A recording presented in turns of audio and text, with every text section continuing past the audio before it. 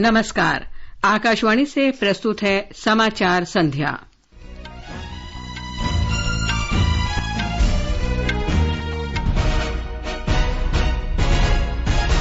लोकसभा में वर्ष 2022-23 के लिए रेल मंत्रालय के अनुदान मांगे पारित। सरकार ने आश्वासन दिया, रेलवे के निजीकरण की कोई योजना नहीं। सड़क परिवहन मंत्री नितिन गडकरी ने नई दिल्ली में ग्रीन हाइड्रोजन ईंधन सेल इलेक्ट्रिक वाहन की शुरुआत की।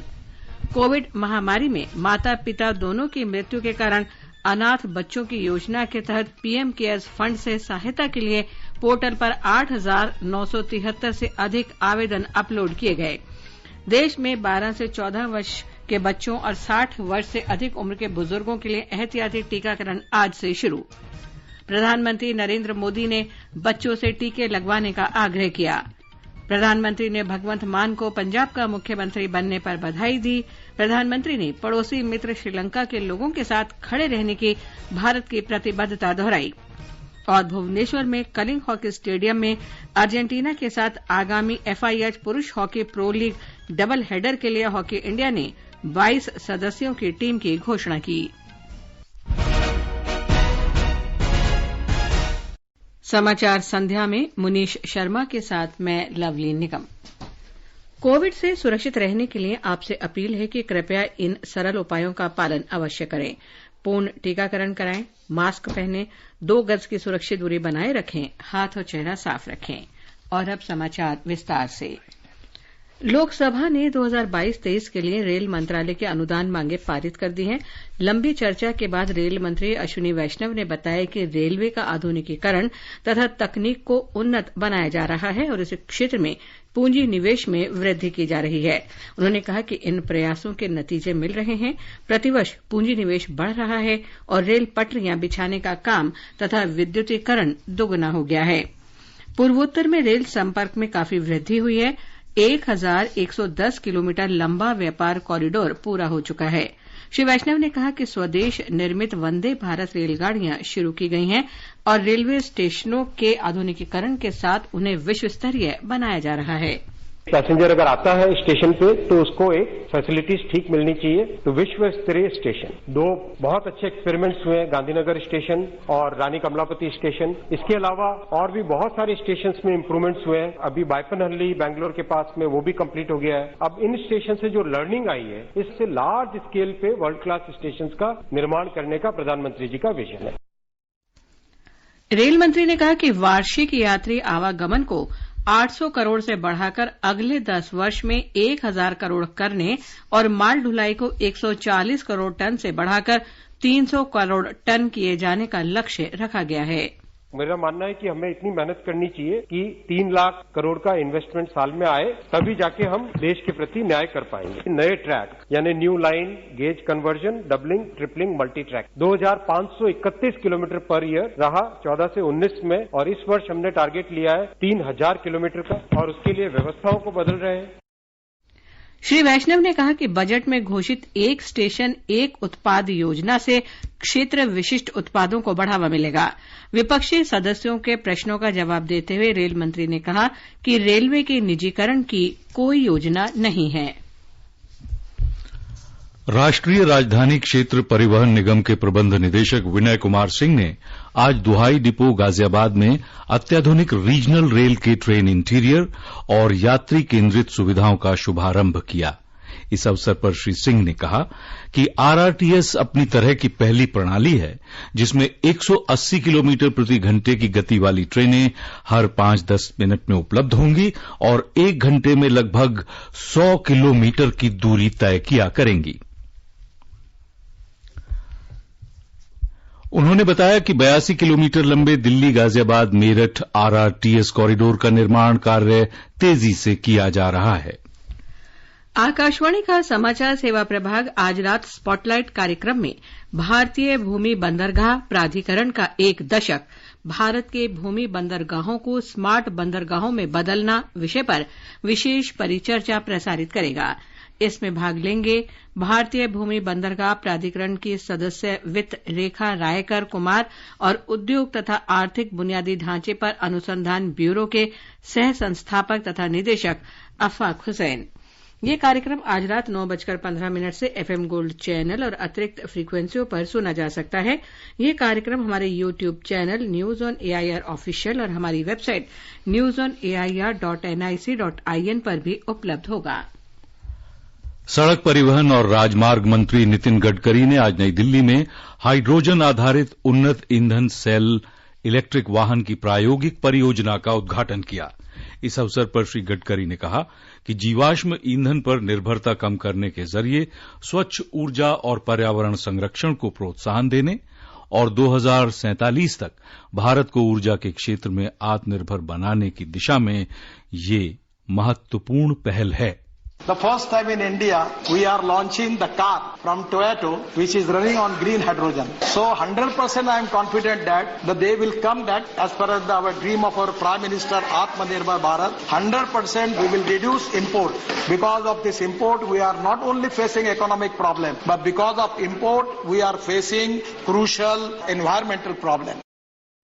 हाइड्रोजन के बारे में जागरूकता पैदा करने वाली देश में ये अपनी तरह की पहली परियोजना है।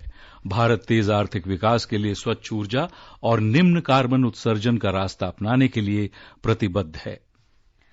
महिला और बाल विकास मंत्री स्मृति ईरानी ने कहा है कि पीएम केयर्स फॉर चिल्ड्रन योजना की सहायता प्राप्त करने के लिए बच्चों के आवेदन राज्य और केंद्र शासित प्रदेश सरकार द्वारा पोर्टल पर अपलोड किए जाते हैं। श्रीमती स्मृति ईरानी ने आज राज्यसभा में लिखित प्रश्न के उत्तर में कहा कि 14 मार्च 2022 तक पोर्टल पर 8,973 से अधिक आवेदन अपलोड हो चुके हैं। इनमें से 4,302 आवेदनों को जिलाधिकारियों द्वारा अनुमोदित किया गया है। श्रीमती ईरानी ने कहा कि महिला और बाल विकास मंत्रालय केंद्र प्रायोजित बाल संरक्षण सेवा योजना मिशन वात्सल्य लागू कर रहा है। इसके अंतर्गत कठिन परिस्थितियों में बच्चों को सेवाएं प्रदान करने के लिए राज्यों और केंद्र शासित प्रदेशों की सरकारों को सहायता प्रदान की जाती है। प्रधानमंत्री नरेंद्र मोदी ने कोविड-19 महामारी के कारण माता पिता या अभिभावक को खोने वाले बच्चों की सहायता करने के लिए पीएम केयर्स फॉर चिल्ड्रन योजना की घोषणा की थी। यह योजना ऑनलाइन पोर्टल pmcaresforchildren.in पर उपलब्ध है। ये समाचार हमारी वेबसाइट newsonair.com/hindi और हमारे mobile app news on AIR पर भी उपलब्ध हैं। समाचार संध्या में एक बार फिर आपका स्वागत है। राष्ट्रीय टीकाकरण दिवस के अवसर पर आज से 12 से 14 वर्ष की आयु के बच्चों को कोविड टीके लगाने का अभियान शुरू हुआ। इस आयु वर्ग के बच्चों को कॉर्बेवैक्स टीका लगाया जा रहा है। इस टीके का निर्माण हैदराबाद की कंपनी बायोलॉजिकल ई लिमिटेड ने किया है। टीके लगवाने के लिए पंजीकरण ऑनलाइन या सीधे टीकाकरण केंद्र पर जाकर किया जा सकता है। केंद्र ने इस बारे में सभी राज्यों और केंद्र शासित प्रदेशों के मुख्य सचिवों को दिशा निर्देश भेजे हैं। ब्यौरा हमारी संवाददाता से। राज्यों को यह निर्देश दिया गया है कि टीकाकरण की तिथि तक 12 वर्ष आयु पूरे करने वाले बच्चों को ही कोविड का टीका लगाया जाए। राज्यों और केंद्र शासित प्रदेशों को सूचित किया गया है कि फिलहाल कोविन पोर्टल पर लाभार्थियों की आयु को जन्म वर्ष के आधार पर चुना जा रहा है। कोविन को अपडेट भी किया जा रहा है। तब तक उम्र के सत्यापन की जिम्मेदारी टीका लगाने वाले मेडिकल स्टाफ की होगी। एक बार कोविन के अपडेट हो जाने के बाद सिस्टम डिफॉल्ट रूप से लाभार्थियों का पंजीकरण करेगा और उन लाभार्थियों के पंजीकरण स्वीकार नहीं करेगा जिनकी नियम के अनुसार आयु कम है। आकाशवाणी समाचार के लिए दिल्ली से मैं सुपर्णा सैकिया। आकाशवाणी से विशेष बातचीत में कोविड कार्यबल के अध्यक्ष डॉक्टर एन.के. अरोड़ा ने कॉर्बेवैक्स टीके के बारे में और जानकारी दी। बच्चों को कोई भूखे पेट या खाली पेट जाने की जरूरत नहीं है। हाँ, टीका लगने के बाद आधा घंटा टीकाकरण केंद्र पर रुकना है और उसके बाद एक अपनी सामान्य जो जीवन है, जो अपनी दिनचर्या है, वो बच्चा अपना कर सकता है, चाहे वो स्कूल जा रहा हो या कुछ खेल कूद करना हो। तीसरी चीज ये है कि ये वाला जो टीका कार्बोवैक्स लगाया जा रहा है, इसके साइड इफेक्ट बहुत ही कम है या ना के बराबर है। बल्कि इंजेक्शन जहाँ लगाया जा सकता है, बहुत कभी कभार वहाँ पर हल्का दर्द हो सकता है या सूजन हो सकती है। उस स्थिति में आपके जो टीकाकरण केंद्र पे जो व्यक्ति हैं वो आपको बताएंगे कि पैरासिटामोल की गोली या सिरप दिया जा सकता है और उसके अलावा कुछ भी चिंता करने की आवश्यकता नहीं। नई दिल्ली के राम मनोहर लोहिया अस्पताल में 12 से 14 वर्ष के बच्चों के लिए अलग से टीकाकरण केंद्र बनाया गया है। आकाशवाणी से बातचीत में कोविड टीकाकरण केंद्र की प्रभारी डॉक्टर नीलम रॉय ने कहा कि टीकाकरण के दौरान बच्चे के साथ माता पिता में से किसी एक को तो साथ होना चाहिए। 12 से 14 साल के बच्चों को कॉर्बेवैक्स वैक्सीन लगाया जाएगा, इसीलिए उनके लिए हमने अलग से साइट रखी है। और वैक्सीन लगने के बाद करीब आधा घंटा उनको ऑब्जर्वेशन में रखा जाता है। ऑब्जर्वेशन के दौरान एक टीम है हमारे एक्सपर्ट्स की जो उनको मॉनिटर करती है किसी भी साइड इफेक्ट के लिए। इस टीम में एक एनेस्थेटिस्ट होता है, एक पीडियाट्रिशियन है और एक एपिडेमियोलॉजिस्ट है और एक्सपर्ट नर्सेज हैं जो कि इमीडिएटली किसी भी साइड इफेक्ट को मैनेज कर सकते हैं। प्रधानमंत्री नरेंद्र मोदी ने 12 से 14 वर्ष के बच्चों से कोविड टीका लगवाने का आग्रह किया है। श्री मोदी ने कहा कि आज का दिन बहुत महत्वपूर्ण है। उन्होंने कहा कि देश में कई टीके विकसित किए गए हैं और सरकार ने उचित प्रक्रिया के बाद ही अन्य टीकों की भी अनुमति दी है। उन्होंने कहा कि भारत महामारी से लड़ाई में बेहतर स्थिति में है। 60 या उससे अधिक उम्र के सभी लोगों को भी एहतियात के तौर पर तीसरा टीका लगाया जा रहा है। इससे पहले इस आयु वर्ग के गंभीर रोगों से पीड़ित लोगों को ही तीसरा टीका लगाया जा रहा था।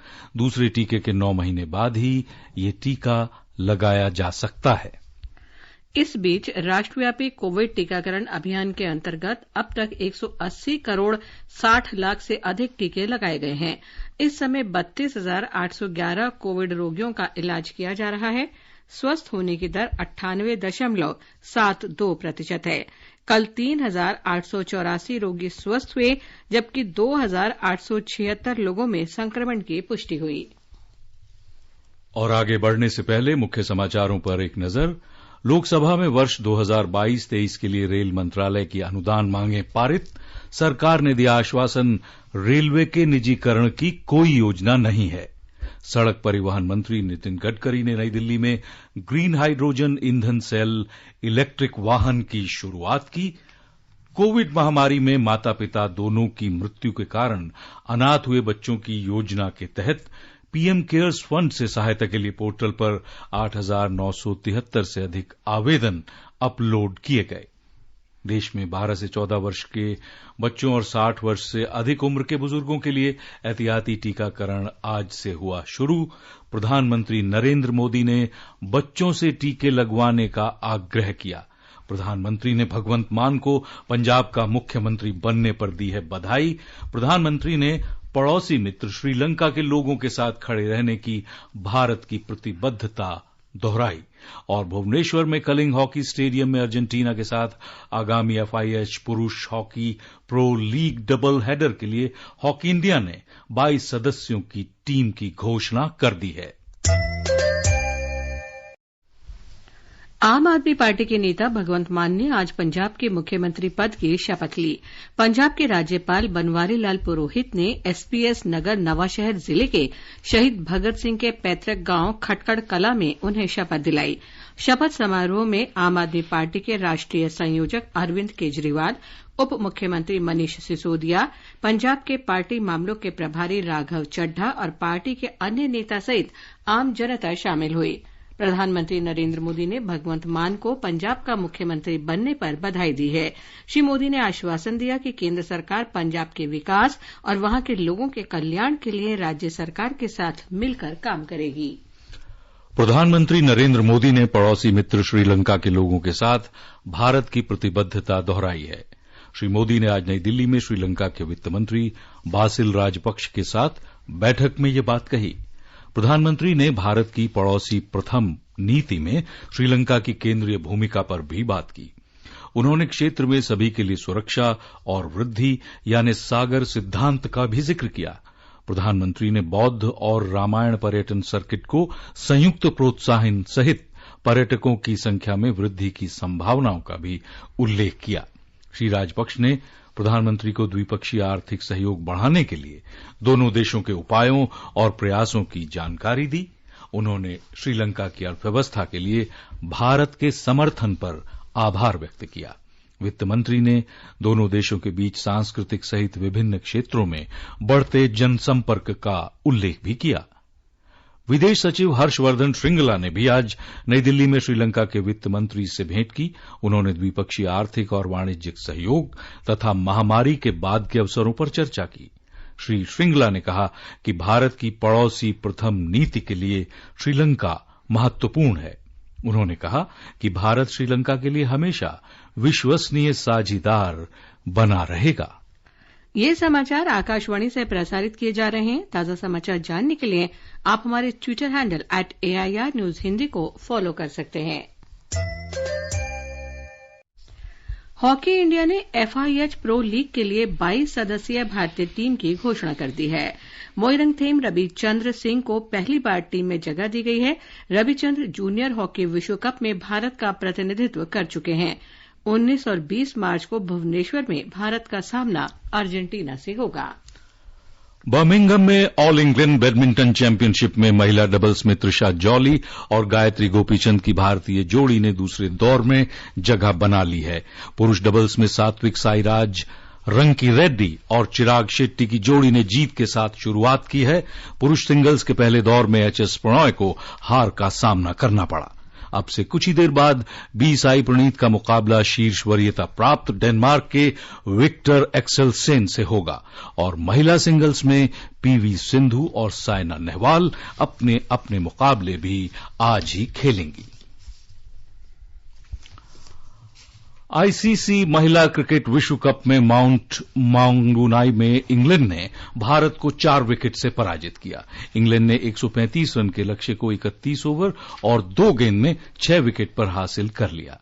इससे पहले टीम इंडिया 134 रन बनाकर ऑल आउट हो गई थी। स्मृति मंधाना ने सबसे ज्यादा 35 रन बनाए। इंग्लैंड के लिए चार्लोट डीन ने सबसे ज्यादा 4 विकेट चटकाए। भारतीय टीम की ये दूसरी हार है। 4 मैचों में 2 जीत और 2 हार के साथ भारत अंक तालिका में तीसरे स्थान पर है और वहीं इंग्लैंड पहली जीत के बाद छठे पायदान पर। इस मैच में 1 विकेट लेकर झूलन गोस्वामी वनडे क्रिकेट में 250 विकेट लेने वाली पहली गेंदबाज बन चुकी हैं। और अब प्रस्तुत है संसद में आज हुई कार्यवाही की समीक्षा। पहले लोकसभा, लेखक हैं PTI भाषा के अनवारुल हक।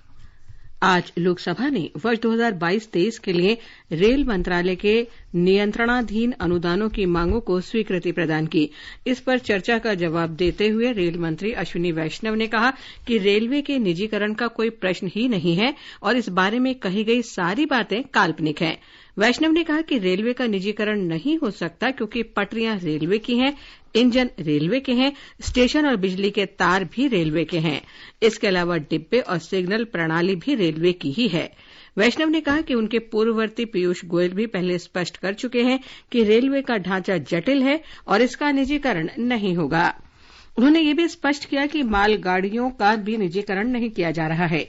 चर्चा में भाग लेते हुए कांग्रेस नेता अधीर रंजन चौधरी ने भारतीय रेलवे के सामने वित्तीय चुनौतियां होने का उल्लेख करते हुए कहा कि रेलवे में भर्ती को लेकर इस समय जो असमंजस के हालात हैं, ऐसे आजाद भारत के इतिहास में पहले कभी देखने को नहीं मिले। चौधरी ने कहा कि रेलवे धीरे धीरे बाहरी स्रोतों और ऋण पर निर्भर होती जा रही है और उसका आंतरिक राजस्व कम होता जा रहा है। उन्होंने कहा कि रेलवे के बजटीय संसाधन भी पर्याप्त नहीं है और इससे रेलवे की वित्तीय हालत पर गंभीर सवाल खड़ा होता है। उन्होंने कहा कि रेलवे को लाभ कमाने के उद्देश्य से चलाना चाहिए, ये बात सही है, लेकिन इसे केवल व्यावसायिक इकाई के रूप में नहीं बल्कि सामाजिक प्रतिबद्धता निभाने वाले संस्थान के रूप में भी देखा जाना चाहिए। लोकसभा ने आज वर्ष 2022-23 के लिए सड़क परिवहन एवं राजमार्ग मंत्रालय के लिए नियंत्रणाधीन अनुदान की मांगों पर चर्चा शुरू की। चर्चा की शुरुआत करते हुए कांग्रेस सांसद ए रेवंत रेड्डी ने कहा, आज देश में 68 किलोमीटर प्रतिदिन सड़क बनाने की जरूरत है, लेकिन सिर्फ 37 किलोमीटर प्रतिदिन निर्माण हो रहा है। रेड्डी ने चुटीले अंदाज में सरकार पर निशाना साधा और कहा कि अगर वादे के मुताबिक नौकरियां दी जाती तो तेलंगाना को लाखों नौकरियां मिलती, लेकिन तेलंगाना से सिर्फ जी किशन रेड्डी को रोजगार मिला जो मंत्री बने हैं। उन्होंने कहा कि भारत माला परियोजना में सिर्फ 21% काम हुआ है और करीब 80% काम बाकी है। चर्चा में भाग लेते हुए भाजपा के जगदम्बिका पाल ने कहा कि हमने 1.99 लाख करोड़ रुपए सड़क निर्माण के लिए बजट आवंटित किया है। आजाद भारत में ये सबसे बड़ा आवंटन है। उन्होंने कहा कि संप्रभुत्व सरकार में 10 वर्षों में 25,718 किलोमीटर राष्ट्रीय राजमार्ग का निर्माण हुआ, लेकिन इस सरकार में 8 वर्ष में 49,339 किलोमीटर सड़कें बनाई गई। पॉल ने कहा कि कोविड की चुनौती में भी भारत दुनिया की सबसे तेज अर्थव्यवस्था बन सका, इसका प्रयास हो रहा है। उनके मुताबिक हालिया विधानसभा चुनावों के नतीजों से साबित होता है कि लोग नरेंद्र मोदी के नेतृत्व में विश्वास कर रहे हैं। तृणमूल कांग्रेस के कल्याण बनर्जी ने कहा कि सड़क से संबंधित अनेक परियोजनाओं के पूरे होने के बाद भी राज्य धन का इंतजार कर रहे हैं। उन्होंने कहा कि सड़कों, विशेष रूप से राष्ट्रीय राजमार्गों पर स्वच्छ शौचालयों, टेलीफोन और ट्रॉमा सेंटर आदि की सुविधाएं नहीं हैं। बीजू जनता दल के पिनाकी मिश्र ने कहा कि एक्सप्रेस हाईवे के लिए भूमि अधिग्रहण के दौरान किसानों को जमीन की अच्छी कीमत मिलने की स्थिति में भी उनके मन में आशंकाएं होती हैं, जिस ओर ध्यान दिया जाना चाहिए। बसपा के गिरीश चंद्र ने कहा कि उनके संसदीय क्षेत्र में सड़कों का निर्माण तेज गति से किया जाए।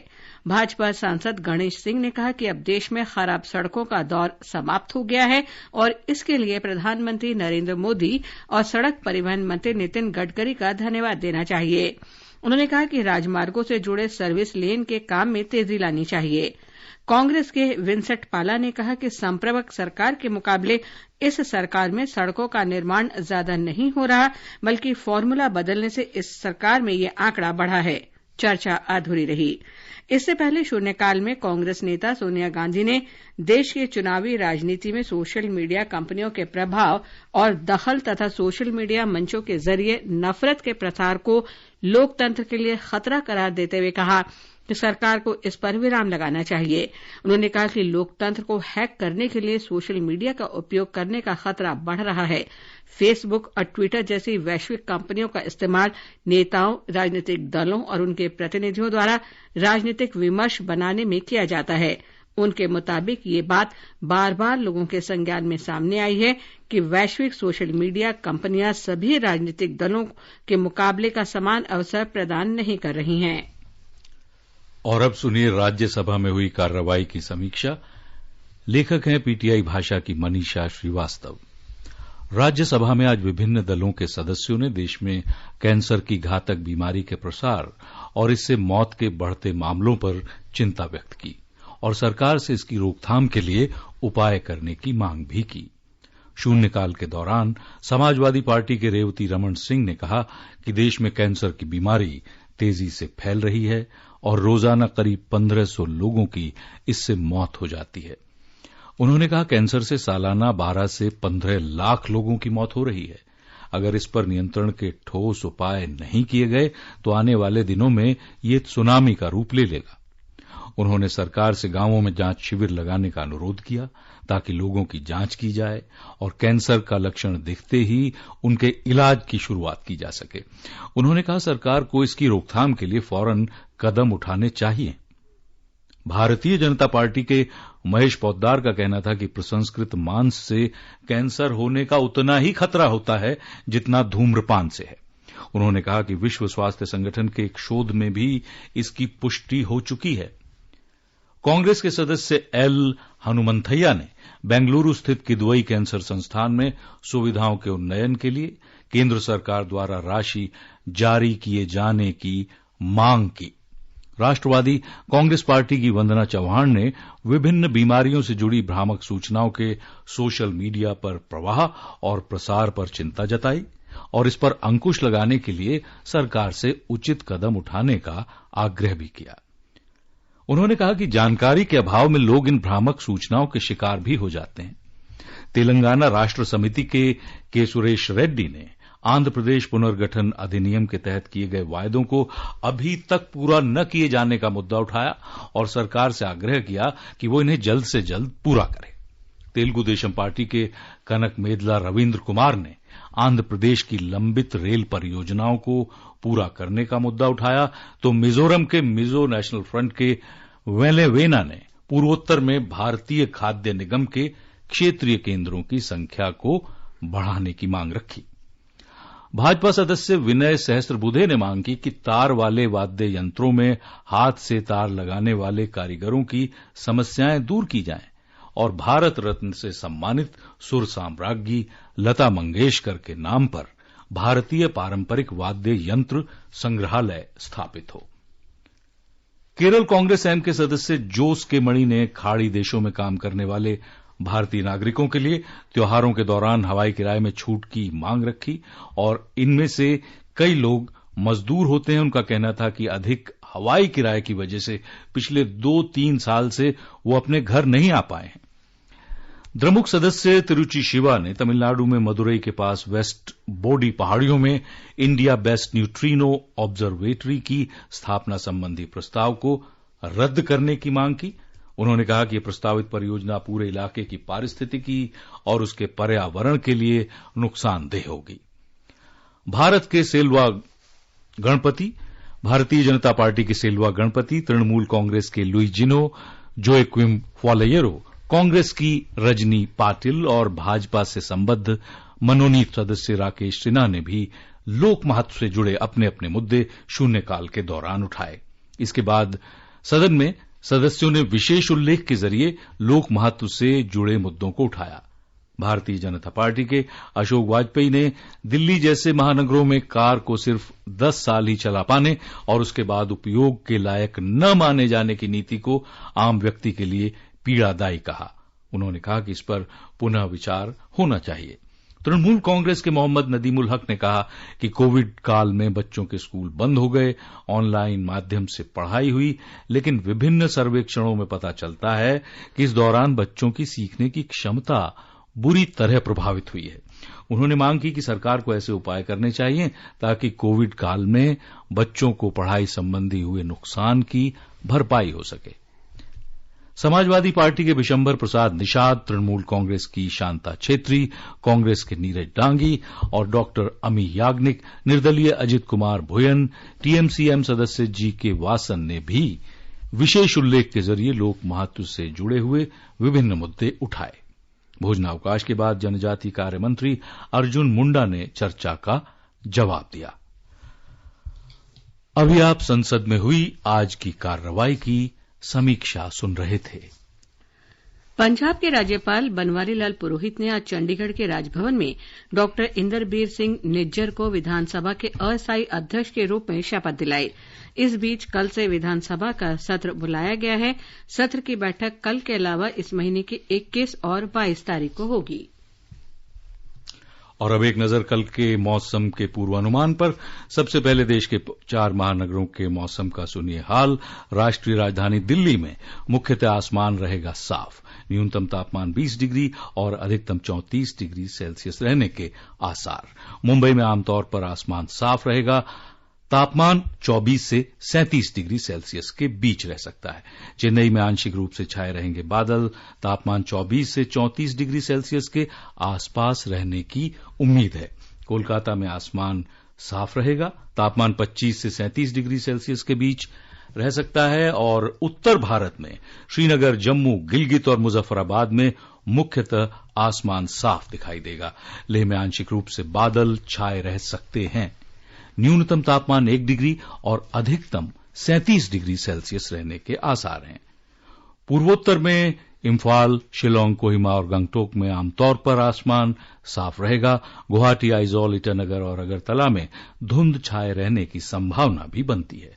तापमान 12 डिग्री से 36 डिग्री सेल्सियस के बीच में रहेगा। और अंत में मुख्य समाचार एक बार फिर। लोकसभा में वर्ष 2022-23 के लिए रेल मंत्रालय की अनुदान मांगे पारित।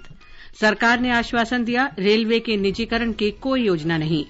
सड़क परिवहन मंत्री नितिन गडकरी ने नई दिल्ली में ग्रीन हाइड्रोजन ईंधन सेल इलेक्ट्रिक वाहन की शुरुआत की। कोविड महामारी में माता पिता दोनों की मृत्यु के कारण अनाथ बच्चों की योजना के तहत पीएम केयर्स फंड से सहायता के लिए पोर्टल पर 8,973 से अधिक आवेदन अपलोड किए गए। देश में 12 से 14 वर्ष के बच्चों और 60 वर्ष से अधिक उम्र के बुजुर्गों के लिए एहतियाती टीकाकरण आज से शुरू। प्रधानमंत्री नरेंद्र मोदी ने बच्चों से टीके लगवाने का आग्रह किया। प्रधानमंत्री ने भगवंत मान को पंजाब का मुख्यमंत्री बनने पर बधाई दी। श्री मोदी ने पड़ोसी मित्र श्रीलंका के लोगों के साथ खड़े रहने की भारत की प्रतिबद्धता दोहराई। और भुवनेश्वर में कलिंग हॉकी स्टेडियम में अर्जेंटीना के साथ आगामी FIH पुरुष hockey pro league double header के लिए हॉकी इंडिया ने 22 सदस्यों की टीम की घोषणा की। इसके साथ ही समाचार संध्या का ये अंक समाप्त हुआ। नमस्कार।